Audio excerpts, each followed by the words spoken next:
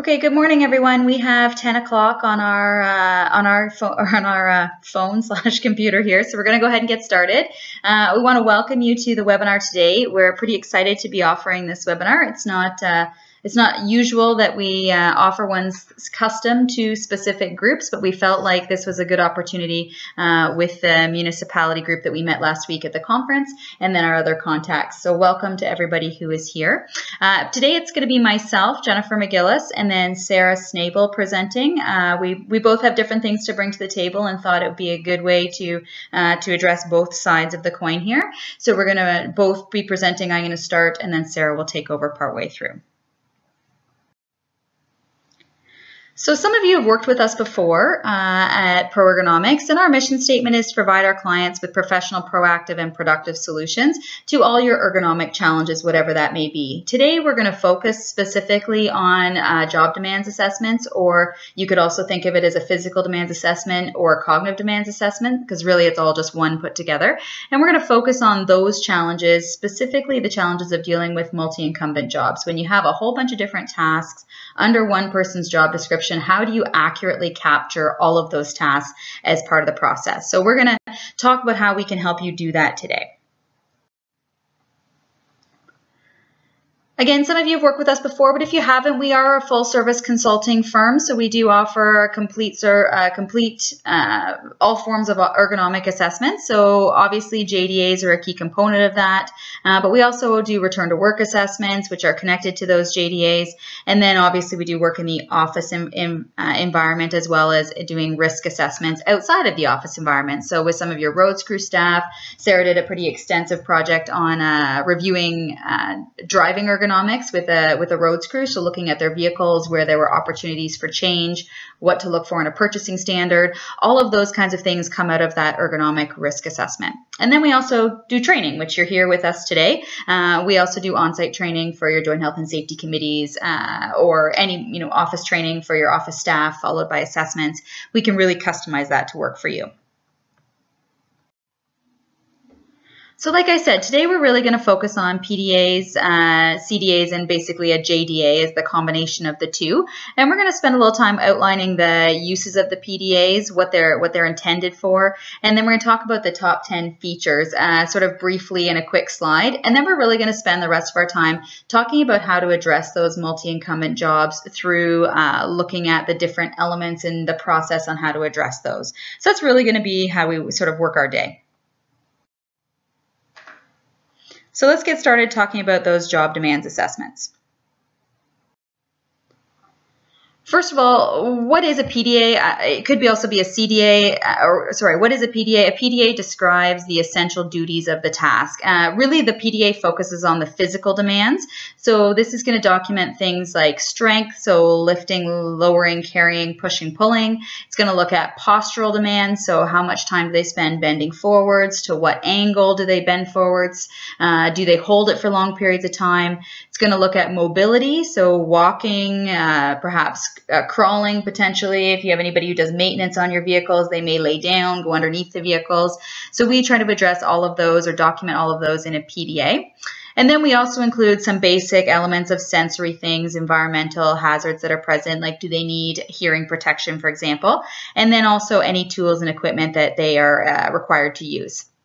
The PDA really documents the frequency and repetition elements for each task that you're looking at. So it's going to document how frequently it occurs. So does it occur for approximately 10 minutes an hour? Does it occur 3 times a day?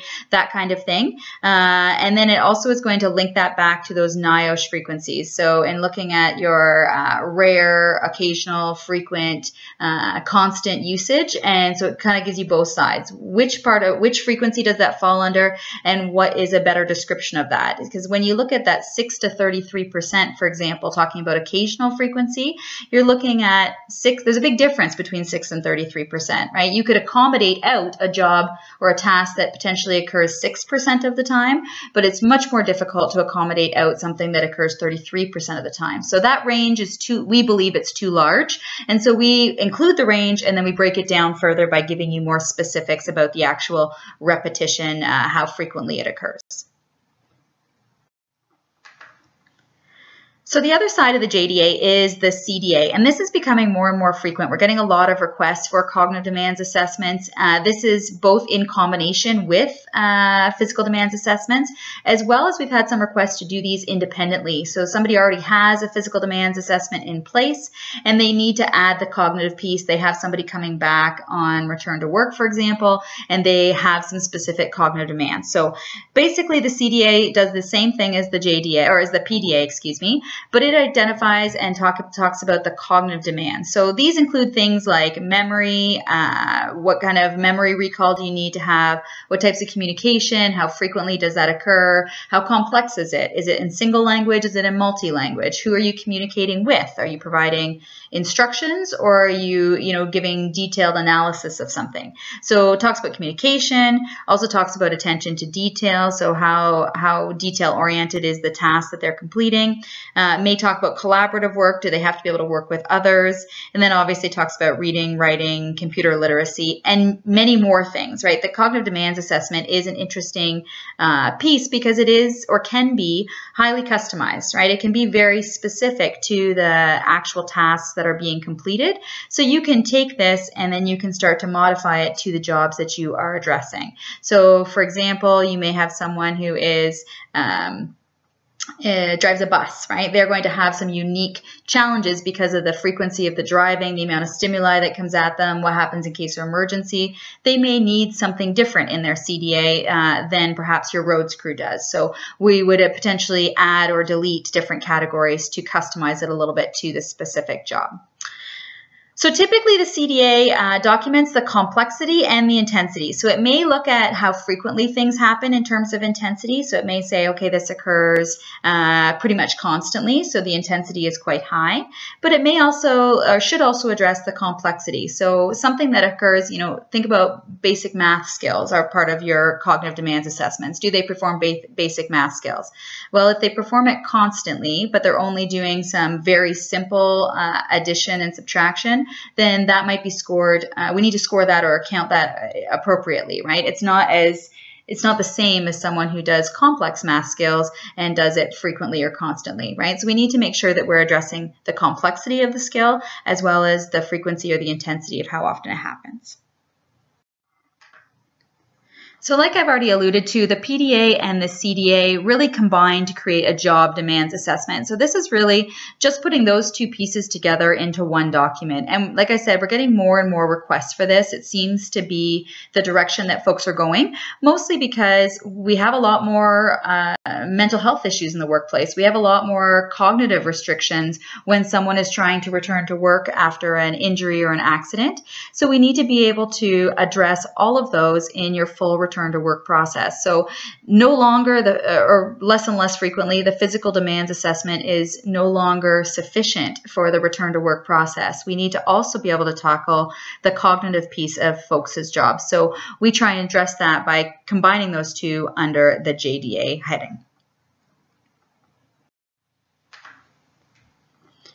So looking at how a job demands assessment is used, most typically it's used by the following people. Some of you may use them quite extensively. Others may not see them very often. So a JDA is used typically by the return to works or the claims folks as part of the return to work process. So they're going to pull information out of those documents to determine whether a job is suitable for someone to go back to try and find a job match if they're looking for an alternate position for them to attend. So that's most frequently, I would say, return to work and claims managers are using the JDAs.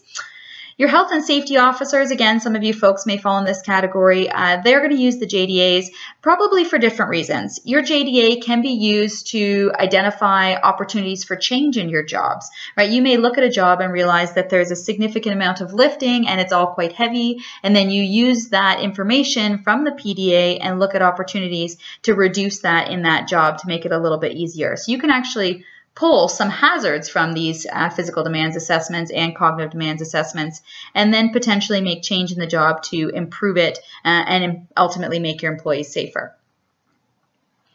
Your doctors and WSIB representatives, so your external folks, are potentially also going to use your job demands assessments. A lot of times the job demands assessment provides the most detailed information about the job.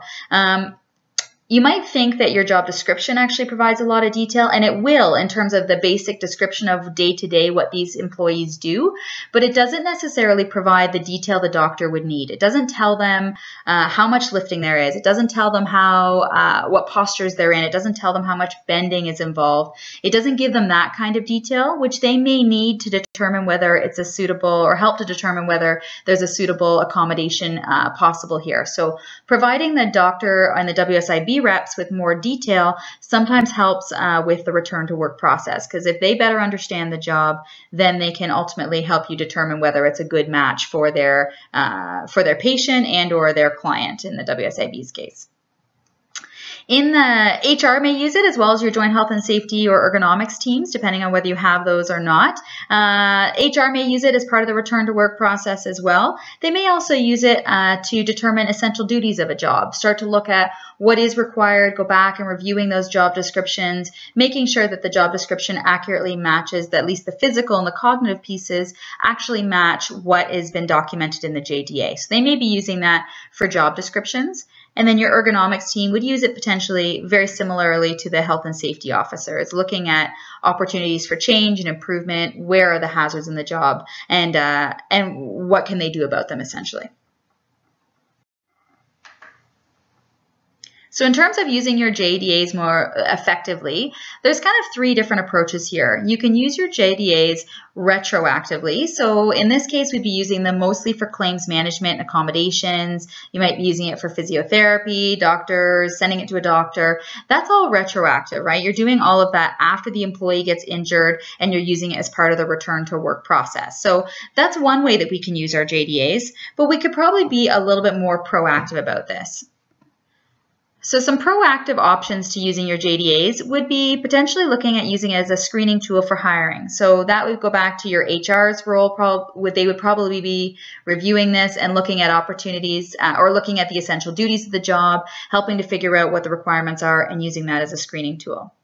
The health and safety folks are going to use it as hazard identification. Now that you've got it, let's not wait for an injury to happen and then go and look at accommodation options that are possible. Let's be proactive. Let's look at opportunities for change before we even begin. So you're identifying the hazards that are present in a job, and then ultimately, to be as proactive as possible, you could start to actually make change and improvements. So you're doing potentially a risk assessment, gathering the information out of the job demands assessment, doing a risk assessment to determine what level of risk is associated with the hazard, and then start to begin the design changes, the continuous improvement process. So where are the opportunities here? And that really takes your JDA from being a retroactive tool to being a proactive tool, which is really the ultimate goal. Think about the retroactive things are all expensive, right? You're doing the JDA after the fact. You've already had the injury. You already have the employee off work. But if you can get to the point where you're being proactive, ultimately the JDA may help you get to the point where you don't have any injuries in that job. Or if you do have an injury, it's relatively low in terms of severity, and it's quick and easy to get the employee back to work. So getting towards that proactive side will ultimately reduce your risk of injury and make your JDAs really work for you to the best of their ability.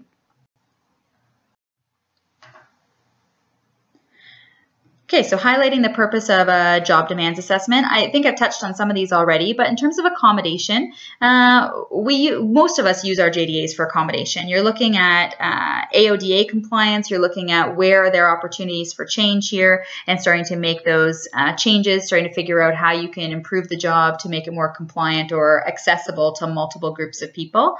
And that can be from both the physical and the cognitive side. Where are your accommodation possibilities? Some of our clients are taking it to another level and pre-selecting potential modified tasks for different injury types. So you could even do this internally within a job. Thinking about those multi-incumbent positions, you may even be able to look at it and say, okay, my roads crew can, this individual has a shoulder injury. They're probably not going to be able to do task A, but they can still be on the crew and do tasks B, C, and D. So most often they're able to actually fulfill their job duties. And then occasionally that one task has to be either accommodated rotated out or they're rotated off to another crew that's doing something different that day, there may be some opportunities there for looking at what tasks are good for different injury types. So you look at tasks that are good for your shoulder, tasks that are good for your back, tasks that are good for your hand or wrist, and try and figure out how you might do some accommodations. Get yourself ready in case you do have that injury occur. You also want to be cautious of preventing saturation levels in work units and work groups. You think about, you have a lot of folks with injuries. You want to just be cautious that you don't always put them into the same place. We see this probably more frequently in manufacturing environments where you get an area that's like becomes a light duty area and all the employees that are injured basically go to that area. So you have a high saturation of employees who are injured in one specific work group, and ultimately this is not the goal. It doesn't foster positive return to work process. They get sort of stuck in with other folks that are injured. Everybody's in pain, talking about their pain and discomfort, and it doesn't promote a very good approach to return to work. So we want to just be cautious of that when we're doing some of these modifications and opportunities for accommodation, that it's not a one-size-fits-all. We're not dropping everybody into the same area. It is very custom. When you have somebody with a shoulder injury, look at what jobs they can still do with that injury and try and keep them within their normal work group if possible. A lot of our clients are using their JDAs as part of their claims management process. They're actually sending the JDA with the Form 7 when they have an injury. So if they have to send it to the WSIB reporting the injury, they're actually sending the JDA right along with it to help describe the job, give them more detail about what the physical and cognitive requirements are. It can be a really valuable resource in the claims management process when you're dealing with appeal processes. You want to appeal an injury, you don't believe it occurred on the job, you're going to use this tool, the JDA, to help you document that. If you have questions about whether the job that's being offered is suitable, or you want to demonstrate that it is suitable, then you can defend that with your JDA. It helps describe that. And then sometimes we use it in terms of long-term disability as well. There may be some entitlement decisions that need to be made, and the JDA can help you with that.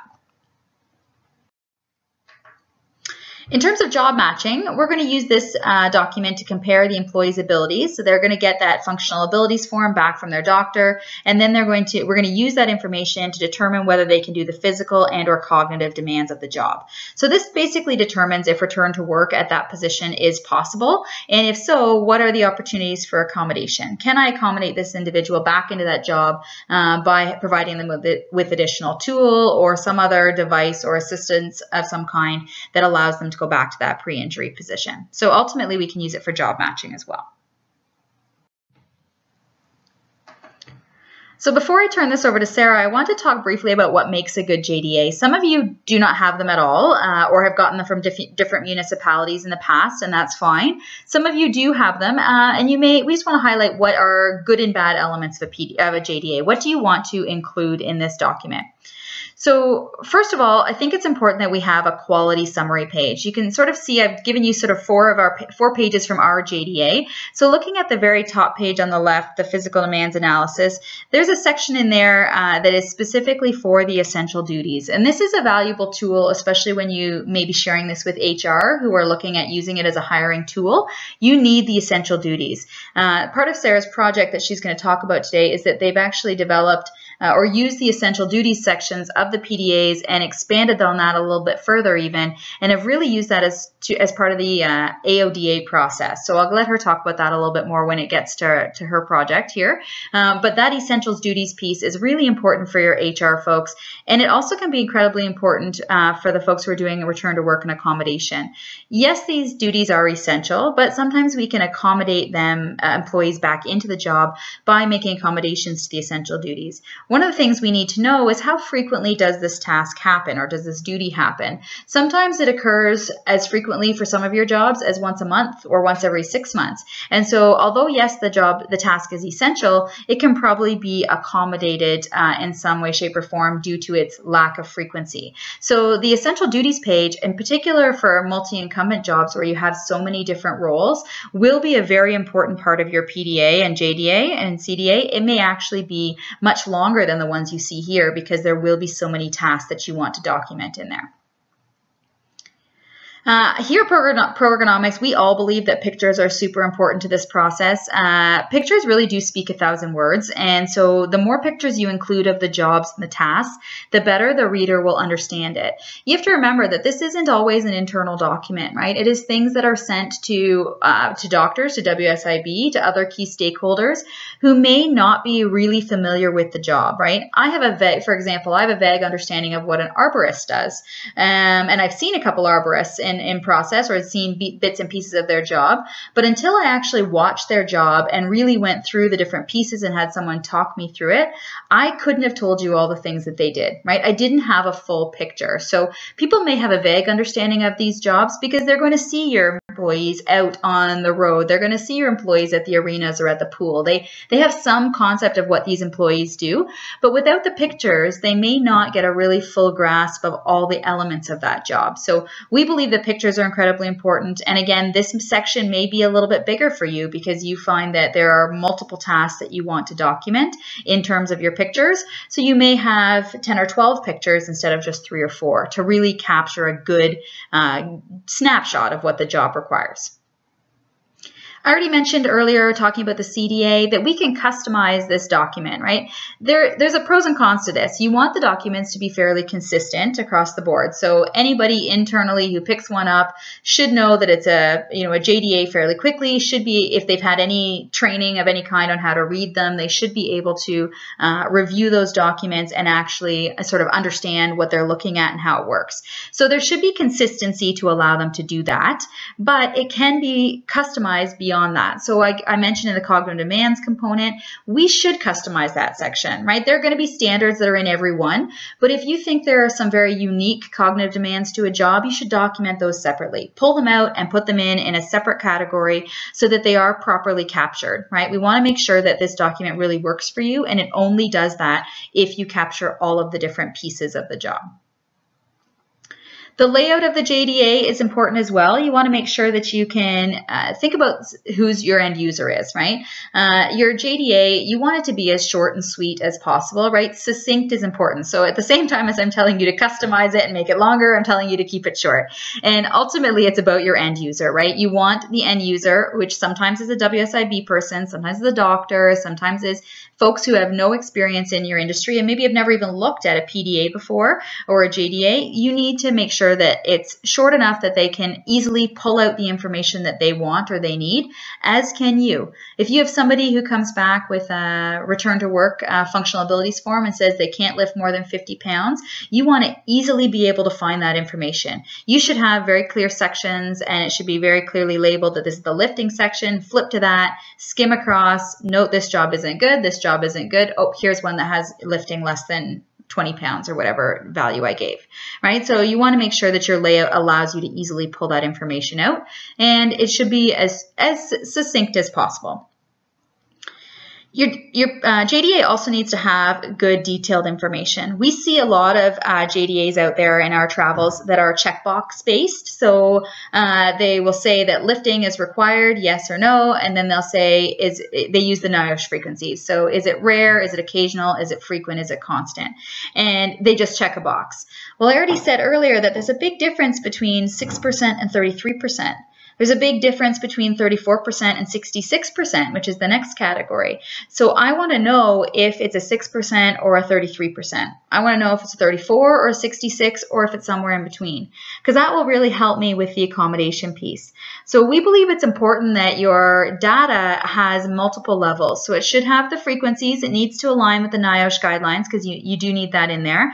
But then it also should provide the detail associated with it. You want to know what objects they're lifting, what the weights of those objects are. You want to know in terms of the cognitive data. I already mentioned you want to know the frequency and the complexity, right? So you want to know how complex the cognitive demands are, and you want to know potentially how frequency or how frequently they happen or how intense they are. So you need to have all that data in there. So you want to capture as much detail as possible in your JDA, and we will acknowledge that this is difficult for multi-incumbent positions. One of the things we also believe is important on your JDA is a sign-off and review date. So at the bottom of our first page of our documents, we often include a sign-off and a review date, just so that everybody is held accountable for it. It's important that your JDAs are regularly updated. Just a second, folks. It looks like there's no sound. Oh, am I back?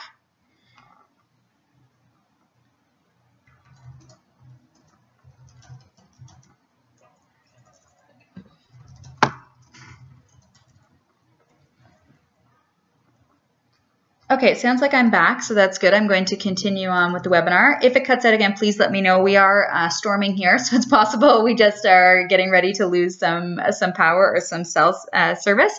So if I do cut out, thank you for letting me know on the chat bar. That's perfect. So going back to signing off and reviewing by, I think it's important that we have this piece. It's important that you know multiple things. We find it valuable as consultants when we do PDAs and JDAs that when we go in, I want to have, my name's going to be on it to say that I completed the document, but I want somebody internally to have reviewed it, agreed with me, and signed off as well. So I want someone to have taken ownership of this internally and said, yes, this is accurate. This is consistent with what we would expect to see in this kind of a document. And then it's nice to also have a review by. We recommend once every 3 years approximately these documents get updated, or any time that they have been the job has been changed with any significance. So you want to have sort of a review by date so that you have sort of that internal accountability process. And it may be as simple as somebody reading through the document again, right, a supervisor or manager, and saying, yep, everything's the same, nothing's changed, this looks perfect, and you're just going to redate it and move on and give it another sign-off date. And that is totally fine, but we just recommend that you review it. If you send a document to the WSIB that's 10 years old, they're going to ask you to probably redo it, right, or revisit it. So you want to be proactive about that, make sure they're always current so you're not wasting any time in the return to work process.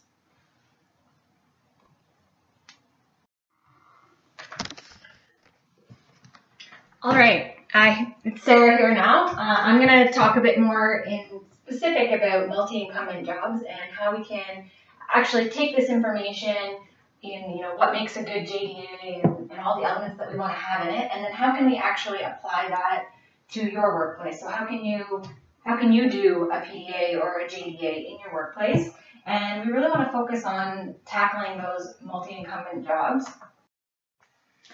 Some of the big challenges with a multi-incumbent job, which I'm sure that you know of, but the seasonal employees, those are the ones that are really tough to capture. So typically you have one document and it's for your parks person. And usually you have one document per job. But if you think about that parks person, they have very seasonal tasks. So in the summer, they're probably cutting grass, they're planting, they're pruning, they're doing the yard maintenance. When it comes to the fall, there might be some tear down time. So now they're doing leaf blowing and the leaf pickup program. And then we come to the winter and they've got very different demands because now they're doing snow removal. So they might be driving a truck with a snowplow, or they could be doing shoveling. And then in the spring, there would be the setup. So setup of the parks, setup of the sports fields. So in each season, there's very different demands. And that can be hard to capture in one document.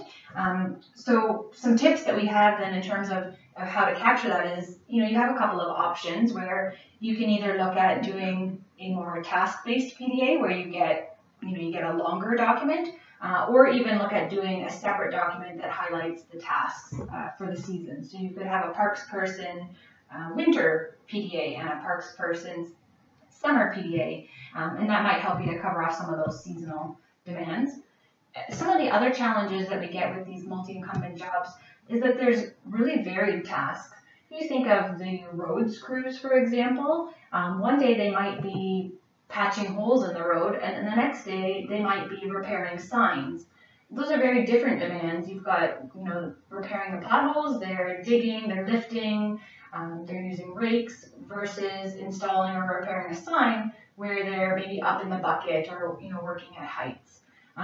Similarly, some of your tradespersons, your electrician or your HVAC, the day-to-day tasks or repairs that they might be doing are a little bit different. So we'll talk a little bit about how we can capture those varied tasks in a JDA. And as well, there might be some special projects or that classic catch-all statement, other duties as assigned.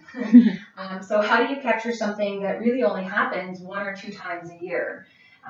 Does that fit into the JDA? And, and it does. If it's something that, has to be done, then we need to make sure that it is documented accurately and objectively, and we want to make sure that we're documenting that frequency as well. So if it is only happening 1 to 2 times a year, we need to make sure that we've put that in without making the job, like inflating it to look like it's happening more often than it is. So here's kind of an outline of how I went about a project. We did a large number of PDAs for a municipality. In total, over the course of 1 year, we did 133 PDAs, I think is what the final number was. And because it was such a large project, we really needed to have a process. So as much as I'm talking about this being, a large project, 133 PDAs, that may not be a realistic project that all of you are thinking about tackling right now. But this outline is exactly what you can use, and you would just scale it to kind of the size of your municipality, something that works for you. So in general, the process that you'd want to start with is selecting the jobs. Okay, what jobs are we actually going to do JDAs for? You need to get to know your jobs. So I'm going to talk a little bit more about each of these steps in more detail on the following slides. But overall, we're starting with coming up with our list of jobs. Then we want to validate our job selection list. And that's a big step, especially when you're doing a large project. You want to make sure that you're involving the other stakeholders and getting their input to make sure that you've got the right name of the job, for example, or that yes, that is a priority job that needs a PDA done for versus one that is somewhat irrelevant. Then there would actually be the step of conducting the JDA. Which is kind of going through all the data collection, documenting it in the form, and the final step would be the validation. So as Jen mentioned, it would be getting the sign-off and the review, and that would be from all of the relevant stakeholders. All things that you would kind of decide on upfront in your process. So when you're selecting your jobs, if this is a project that you're thinking of starting, this is absolutely the starting point that you need to have, because this is going to help you determine even the size or the scope of your project. You want to come up with a list of all the jobs. So for some municipalities, this is going to look like 1,500 jobs. You might have 1,500 jobs or thousands of employees, but what you want to do is group similar jobs. So for example, you might have a transit operator, but there are 800 of them. We absolutely don't need 800 JDAs, but we need one JDA that covers off our transit operator. So now we have 800 employees now covered by one JDA. So if you come up with that list of jobs, and then you can start to group them. So all your similar jobs are going to go together. You do a count. And then you want to try to also look at those multi-incumbent jobs that have similar physical demands. So you might have 40 parks persons or parks operators. And maybe they all do the same thing. Maybe they're all assigned the same thing, but they might actually have some different physical demands, which you may not necessarily be able to tell from the title.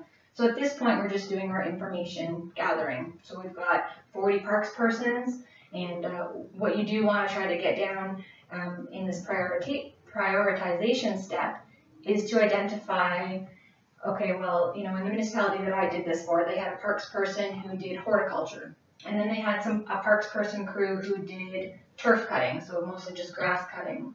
And they had a parks person who maintained all the sports fields. And they have a parks person who is assigned to doing maintenance tasks. So all of those, although they're all called parks person, they had very different physical demands. So in this case, we grouped them, we made different categories, right? So we had that horticultural, the turf, the sports, and the maintenance as the different kind of job headings. But this is going to help you to get a count. Then you're going to know that those 1,500 jobs, we might actually narrow it down to having, maybe 100 jobs, for example. But you want to try to prioritize that list in terms of where are you actually going to start. Doing 100 PDAs is no light task.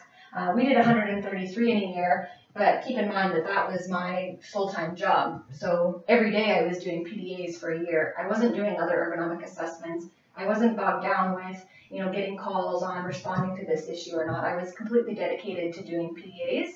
So, you want to try to think about a realistic number. And so maybe doing 100 PDAs isn't realistic. So how are you going to prioritize? Well, what I would suggest is is, we'll move to the next step here, is validating. So you want to come up with, like, what are those priority jobs? The ones that maybe are frequently involved in return to work? Are they the ones where you're having a lot of injuries on? The ones maybe where you have a lot of employees doing that job? So for example, transit operator, they have a lot of claims related to that one. There are 800 people doing that job. For sure, that was a priority that they wanted to have a JDA for.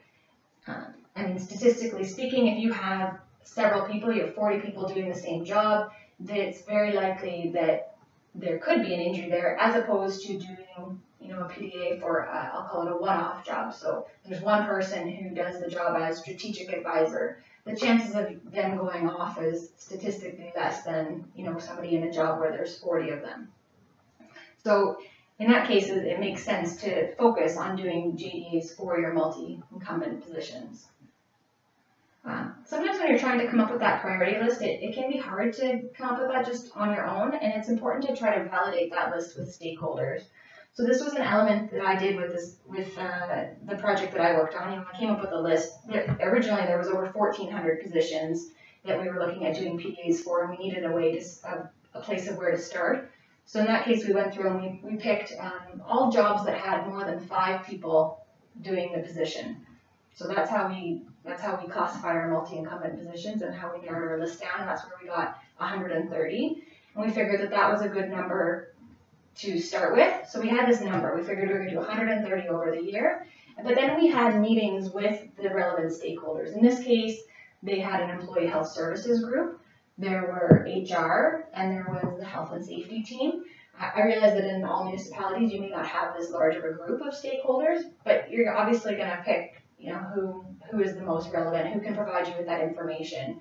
So you're going to ask them, you know, what jobs do you need a JDA for? How do you see a JDA working for you? We were able to kind of validate that list and say, yes, you know what, we have a claim that's coming up right now for this one. Often, you know, I really want a JDA for that one because it's one of those ones that's like nagging. They're nagging. There's always somebody going off on this one. We always need a JDA. We always need some kind of an accommodation help with this particular job. So it was a way of prioritizing that list and knowing which ones we needed to start with. It also helped us in planning our timelines because we would learn about the jobs in terms of which ones are seasonal. In this case, the stakeholders could also be some of the managers if you're looking to get some more information on the details of the job. But again, you're going to plan your timelines in terms of, okay, you know, we have to see this job in the spring, we have to see this job in October because this task only happens in October.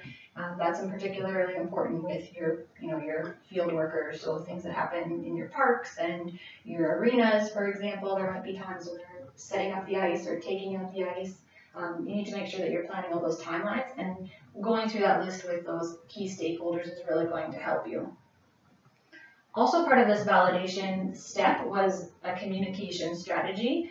In this case, because it was such a large project and it was citywide going across multiple departments, we wanted to make sure that we had everybody on board.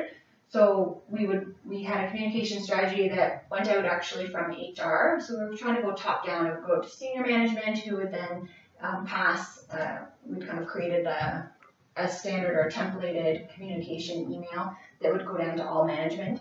And as well, we tried to involve the union to let them know about this project. And really the communication is about what is a JDA, because as much as we know about it, or we knew about it within employee health or health and safety, there's a lot of people, a lot of the managers, and especially the union, who may not necessarily know what that was. So our communication strategy was really important to make sure everybody was on board. In terms of conducting JDAs, this was probably one of the trickier parts because of those multi-incumbent challenges. In terms, you know, there are seasonal work, there are varied tasks. You have 40 people who are all doing the same job, and as much as we're calling it the same job, they might work at multiple facilities. So how do we know that one document is really going to fit for all of the demands of the workers at all the different facilities? So part of the process that I started with was making sure to gather all the documents that I thought could be useful. So if there were job descriptions available. In some cases there weren't job descriptions, but we were using job postings. In some cases we could use job evaluations if, again, there wasn't other documents available. But it was helping to identify some of the main tasks. Part of this was also talking with the manager and getting their input in terms of what facilities should I start at, or even getting their input on what employees to go and follow. But we wanted to make sure that we were capturing all those seasonal tasks and trying to make sure that I was capturing the demands at each of the facilities. So if I was doing an arena operator, for example, I wouldn't just go to one arena and say, yep, that's it. That's what applies to all 5 arenas in town, and that's it. So part of conducting the JDAs was going to multiple facilities, speaking with several employees, and asking for their input. All of that data would also get then vetted through with the supervisor. I'd make sure, this is what I saw. Is there anything that I missed? So there was actually a good focus on interviewing or asking a lot of questions.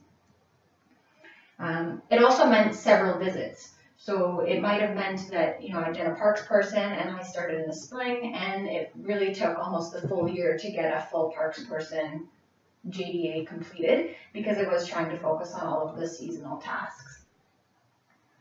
So conducting the JDA in this case was almost a little more time consuming. I mean, it's definitely more time consuming if you think about a manufacturing environment. I can go in, I can watch it for 1 minute. I've seen the job, give me another couple hours, I can write it up and boom, it's done.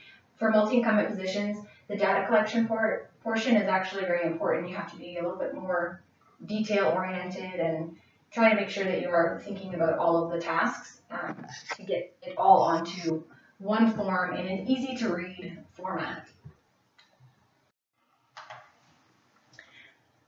So part of the validation step was, again, observing the job at multiple facilities. So you might observe it at 1 or 2 facilities, write up the report, then I'd visit a couple other facilities, and I'd kind of validate it in that sense to make sure that there weren't any major differences. A huge step in this case was, because we had involved so many stakeholders, we wanted to make sure that it really was reviewed with the manager or the supervisor, and we'd have them sign off on it, as well as, I mean, not all jobs are unionized. You might have certain groups that are unionized, but this is an aspect that I would suggest you consider. I mean, I think for everybody it's going to be a little bit different. In particular, at this municipality, they thought that it was really important to have the union sign off. We've definitely worked with other clients though who don't necessarily want this, or they don't want the headache. We do recommend that you try to get them on board, and whether or not they actually sign off on it ultimately becomes up to you. But it is a good validation step to make sure that everybody's on board, and so that you don't get any challenges or anything in the future to say, hey, I don't know where this came from. That's not actually what the job does. So you're getting them on board, you're getting them to sign off on it, making them a part of the process. And actually, I really didn't have any major challenges with involving the union or the managers. Because we had started up front with that communication strategy, they were involved with me the whole way through. We're very familiar with the project, and I mean, I often get a question about, oh, how did you get everybody to sign off on it? That I can't see that happening, and I really didn't have many challenges in this case with that. But in the end, I think it makes our document that much better because they are taking ownership over it, and they've looked at it, so now they know what documentation they have available when they need it for a return to work case.